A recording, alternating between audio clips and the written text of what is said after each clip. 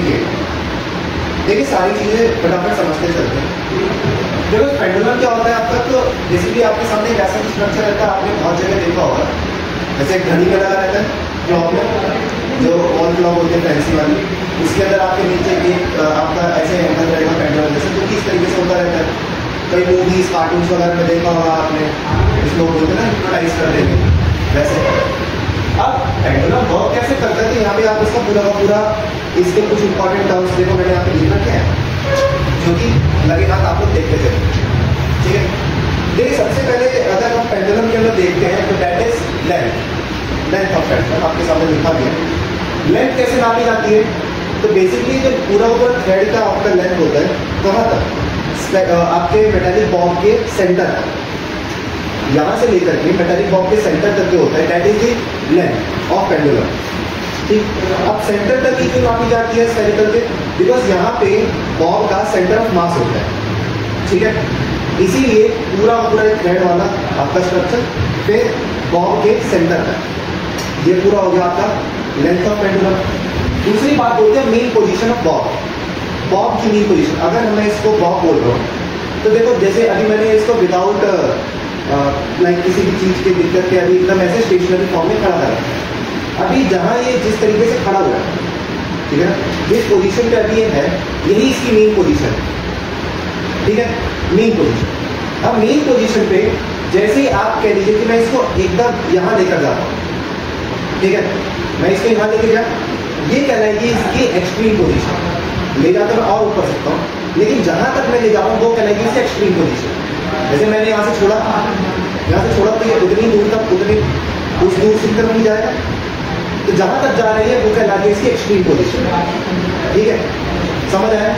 मतलब मान लीजिए अगर यहाँ पर इतनी दूर था, ये इसकी एक्सट्रीम पोजीशन, तो यहाँ पर जाने के बाद ये क्या कहलाएगी इसकी एक्सट्रीम पोजीशन, फिर वापस ये जो है यहाँ पर ये कहलाएगी इसकी मेन पोजीशन, ठीक है, ये है मेन पोजीशन, ये है एक्सट्रीम पोजीशन।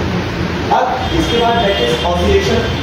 ऑसिलेशन का मतलब होता है एक चक्कर, एक कंप्लीट साइकिल, एक कंप्लीट चक्कर, कैसे, ये मेन पोजीशन था। मेन पोजीशन से पहले एक्सट्रीम पोजीशन पे जाना, फिर दूसरे एक्सट्रीम पोजीशन पे जाना, फिर वापस अपने मेन पोजीशन पे लौट के आना, ये कहलाएगा इसका वन ऑसिलेशन, यानी एक चक्कर, यानी एक फिर दूसरी तरफ फिर वापस से आपकी मेन पोजीशन, एक ऑसिलेशन हुआ, फिर ऐसे एक फिर दूसरी तरफ फिर वापस अपने मेन पोजीशन से दूसरा चक्कर। जैसे देखो यहाँ मेन पोजीशन पे था, एक्सट्रीम पोजीशन पे ले गया, सो दूसरा एक चक्कर, फिर दूसरा, तीसरा, चौथा, समझ आए, एक तरफ फिर दूसरी तरफ फिर मेन पोजीशन पे, तो एक चक्कर होगा, ये कहना है ऑसिलेशन, यानी इसके साइकिल्स। इसके बाद एम्पलीट्यूड। एम्पलीट्यूड का मतलब होता है हाइट। आप यहाँ पे देखिए, ये है यहाँ पे इस पोजीशन पे इसकी हाइट, एम्पलीट्यूड अभी मेन पोजीशन पे 0 है। अब यहाँ देखिए जैसे इसको कुछ इधर से मेजर करते हैं, जैसे देखो अभी इसकी हाइट को मान के चलो बॉब की इस डेस्क के लेवल करके मैं इसको इसकी एक्सट्रीम पोजीशन पे लेके गया, और ये बताइए इसकी हाइट बढ़ी, हाइट इंक्रीज हुई, कितनी इंक्रीज हुई, कितनी इंक्रीज हुई? अरे भाई ये डेस्क से जितना ऊंचा, अब डेस्क से तुम्हारा हाथ जितना ऊंचा है वही तो उसकी हाइट है। मतलब कि जैसे मैं इसको यहाँ से लेके यहाँ तक लेके गया, ये इतना ऊंचा गया था, जितना ऊंचा ये गया उतनी कहलाएगी इसकी एम्पलीट्यूड यानी हाइट, ये कहलाएगी इसकी एम्पलीट्यूड यानी हाइट, समझ आया। एक्सट्रीम पोजीशन पे पहुंचने के बॉब जितनी हाइट पे रहेगा वही कहलाएगा इसका एम्पलीट्यूड। ओके, इतना समझ आया, समझ आया, याद रहेगा। Next one is time period. Time period का मतलब क्या होता है, अब अभी आपने ऑसिलेशन समझा, ये ऑसिलेशन क्या होता है, मतलब बॉब का एक चक्कर। अब एक चक्कर को पूरा कंप्लीट करने में बॉब को कितना समय लगता है वो कहलाएगा उसका टाइम पीरियड। मतलब मान लीजिए कि इस बॉब को टाइम पूरा करने में मान लीजिए आपने 1.5 सेकंड लग रहा है, तो 1.5 सेकंड क्या है इसका टाइम पीरियड। मतलब कि मान लीजिए मैं इसको यहाँ ले गया, अब मेन पोजीशन से अभी 1 2 मतलब ऐसे इसका 2 सेकंड लग रहा है अप्रॉक्स, तो वो 2 सेकंड इसके क्या है टाइम पीरियड। याद रहेगा टाइम पीरियड क्या होता है, एक ऑसिलेशन को पूरा करने में कितना टाइम लगता है वो कहलाएगा उसका time period. Next one is frequency. Frequency क्या कहलाएगी कि 1 सेकंड के अंदर वो कितने ऑसिलेशन कर लेता है। जैसे मान लीजिए ये तो काफी लंबा इसका थ्रेड है, जितना लंबा थ्रेड होगा उसका उतना ही ज्यादा टाइम पीरियड लगेगा।